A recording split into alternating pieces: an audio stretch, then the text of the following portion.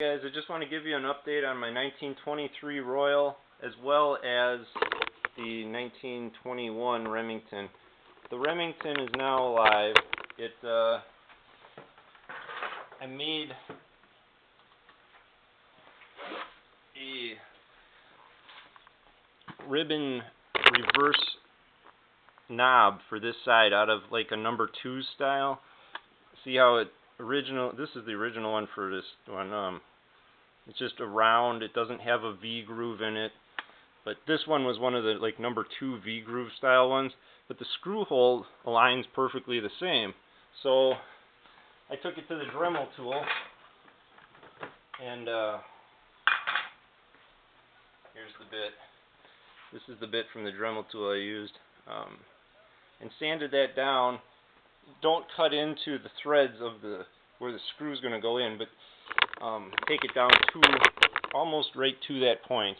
And in doing so, you'll get about that close. There. You'll get about that close to where the groove is for the screw. There's the screw there. There, so you're right up against the collar edge, but you know it's perfect. It clears once you take that V off. It clears the body of the typewriter. So, and then I threw on a platen knob as well.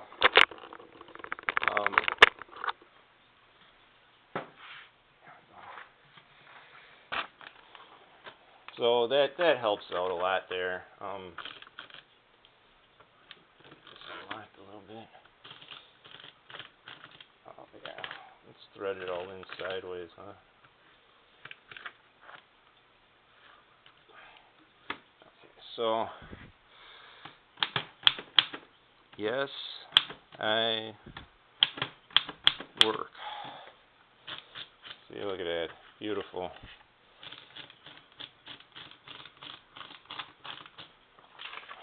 Yeah, that came a long way from where that was.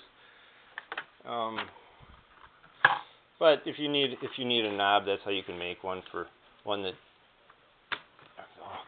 doesn't have that style. You can just Dremel one out if you got a parts typewriter. This 1923 has been a nightmare. Everything that can go wrong has.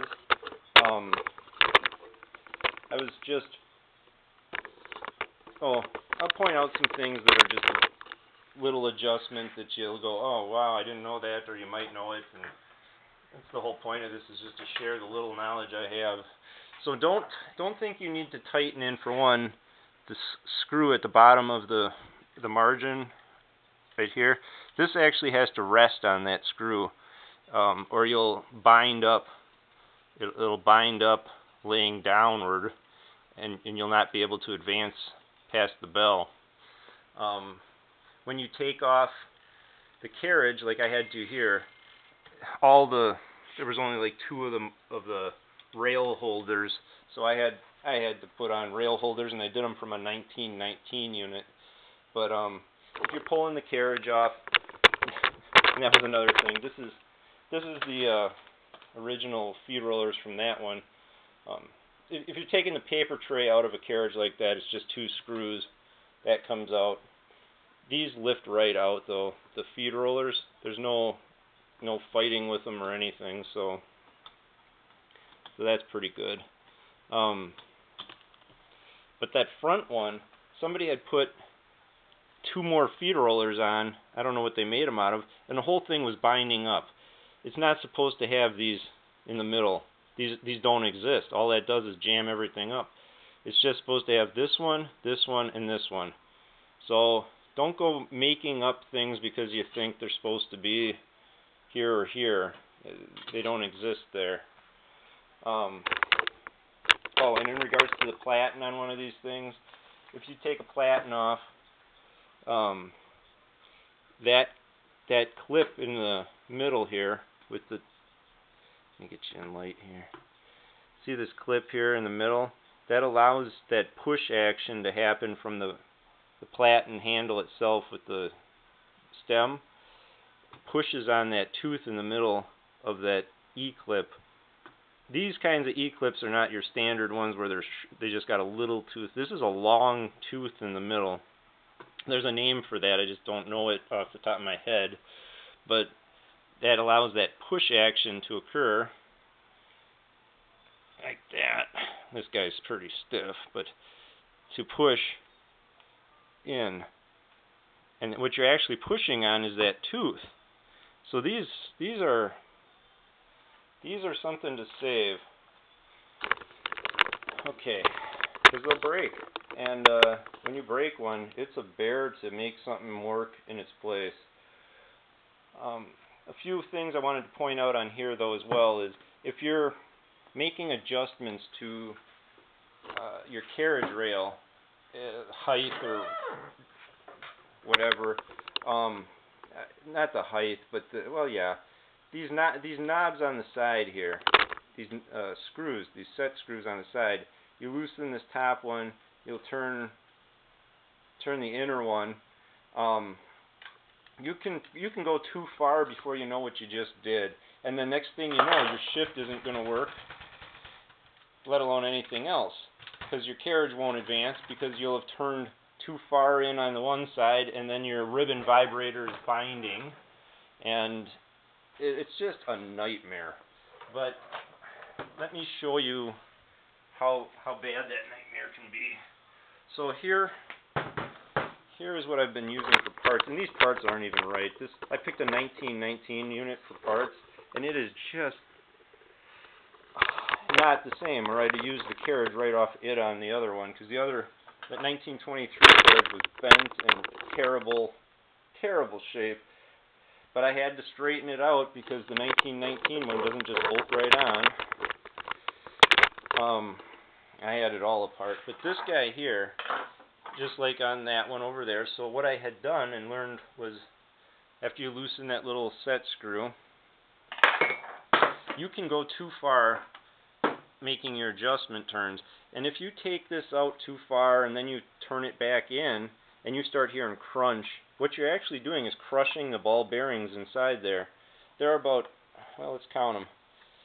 So I took this out, and this, if you do happen to have to take it out to reset things, see the ball bearings ride this little track of the set screw. See how it's got the point? And this would be a great time to oil this if you were in there working on this one for use purposes. But what happens is all those little ball bearings in there become disorganized. And you don't see any of that happen because you're just backing in and out a screw. What you need to do is take it out, come inside the typewriter. You have to kind of finesse it so the bar lines up with the hole where you're gonna get my head in here, and I can't see because there's no light, but try and hold you here. So all those little ball bearings need to find their home again in their right spot. Wait, this guy has not moved in ages. So don't use something magnetic. Okay, go in here with like a wooden stick or something. So get them all back around the edge. And like I said, when you got this out, now is the time to oil. But oh man.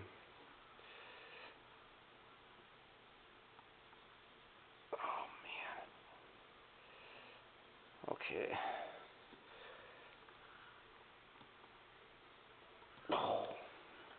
Well, so now they're all going circular and around the edge, and then you can put your screw back in.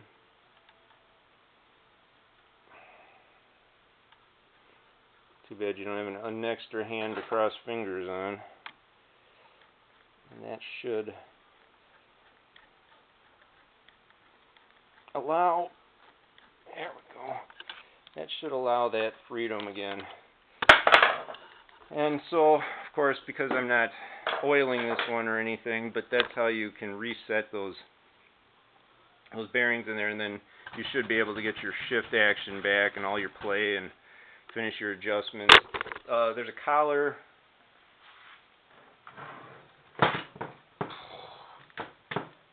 Yeah, okay, let's just show you on this parts one because it's open. So now that I've done that, look at that. I got shift action again because those bearings now are not impeding the movement of the carriage rail.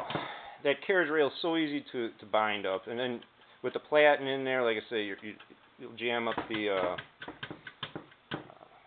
ribbon vibrator. This collar here is your space bar link in between it, and that's again another adjustment. If you had no mobility or too much slap, you'd loosen one of these these collars here.